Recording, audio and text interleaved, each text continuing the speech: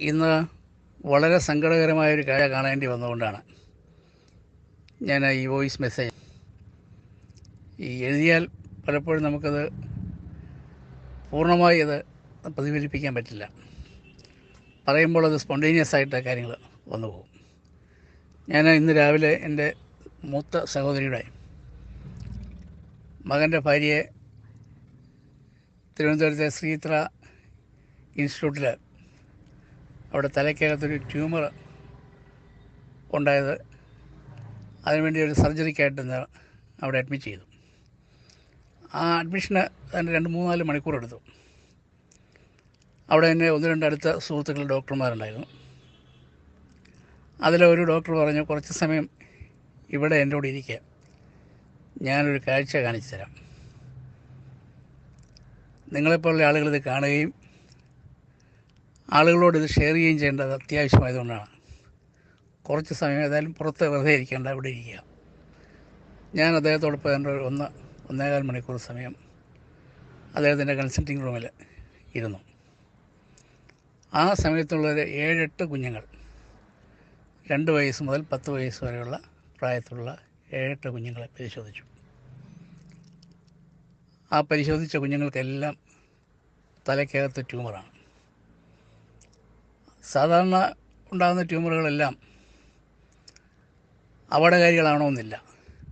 പക്ഷെ അദ്ദേഹം പറഞ്ഞത് ഇവിടെ വരുന്ന ഇന്ന് 100ഓളം കുഞ്ഞുങ്ങളെ പരിശോധിക്കാറുണ്ട് 2 ഡോക്ടർമാർക്കായിട്ട്.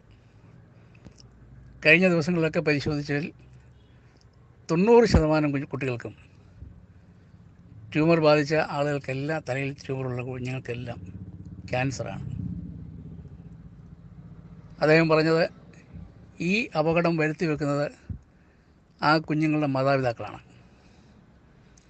കുഞ്ഞുങ്ങൾക്ക് കളിക്കാനായിട്ട് അവർ ബഹളമുണ്ടാക്കാൻ, ശാഠ്യമുണ്ടാക്കുമ്പോൾ അല്ലെങ്കിൽ സന്തോഷിപ്പിക്കാൻ ഒക്കെ നമ്മൾ കൊടുക്കുന്ന മൊബൈൽ ഫോണുകളാണ് ഈ ട്യൂമറുകൾ ഉണ്ടാകാൻ കാരണം.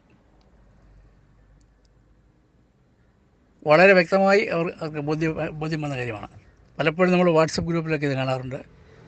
കഴിഞ്ഞ ദിവസം ഒരു ചാനലിലും ഇത് പറഞ്ഞിട്ടുണ്ടായിരുന്നു. പക്ഷേ ഇന്നെനിക്ക് നേരിട്ട് ബോധ്യപ്പെട്ടു. എത്രയോ കുഞ്ഞുങ്ങൾ എട്ടും പൊട്ടും തിരിയാത്ത പ്രായത്തിൽ ആ കുഞ്ഞുങ്ങൾ മാരകമായ രോഗത്തിന് അടിമപ്പെടുന്നതിൻ്റെ കാരണക്കാർ എന്ന് പറയുന്നത് അവരുടെ മാതാപിതാക്കളാണ്. നമ്മുടെയൊക്കെ വീട്ടിൽ കൊച്ചു കുഞ്ഞുങ്ങൾ നമുക്ക് പലർക്കുണ്ട്, അല്ലെങ്കിൽ നമ്മുടെ ബന്ധുക്കൾക്കുണ്ട്, അയൽപക്കത്തുണ്ട്. അദ്ദേഹം പറഞ്ഞ വാക്ക് ഞാൻ കടമെടുക്കുന്നു. ഈ കുഞ്ഞുങ്ങൾക്ക് കൊടുക്കുന്ന ഈ മൊബൈൽ ഫോൺ എന്ന് പറയുന്നത്, ഇതിന് പകരം ആ കുഞ്ഞുങ്ങൾക്കൊരു കൈത്തോക്ക് വാങ്ങിക്കൊടുത്താൽ അവരൊരു നിമിഷം കൊണ്ട് അവരുടെ കാര്യം കഴിയും. പക്ഷേ ഇഞ്ചിഞ്ചായ കുഞ്ഞുങ്ങളെ കൊല്ലുന്ന സാധനമാണ് ഈ മൊബൈൽ ഫോൺ. അതുകൊണ്ട് ഒരു കാരണവശാലും ഈ കുഞ്ഞുങ്ങൾക്ക് മൊബൈൽ ഫോൺ കൊടുത്ത് അവരെ അതിന് അടിമകളാക്കുവാൻ ശ്രമിക്കരുത്. നിങ്ങൾ പരമാവധി ആളുകളിലേക്ക് ഇത് ഷെയർ ചെയ്യണം എന്ന് അദ്ദേഹം എന്നോട് സ്നേഹത്തോടെ പറഞ്ഞു.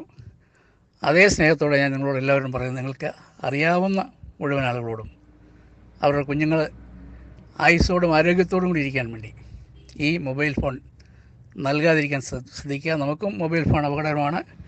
പക്ഷേ അതിനേക്കാൾ 10 ഇരട്ടിയോ 100 ഇരട്ടിയോ അപകടമാണ് കുഞ്ഞുങ്ങൾ ഇത് ഉപയോഗിക്കുന്നുണ്ട് എന്നുള്ള യാഥാർത്ഥ്യം നമ്മൾക്ക് പരിചയമുള്ള, അടുപ്പമുള്ള, സ്നേഹമുള്ള ആളുകളിൽ ഇതെത്തിക്കുക.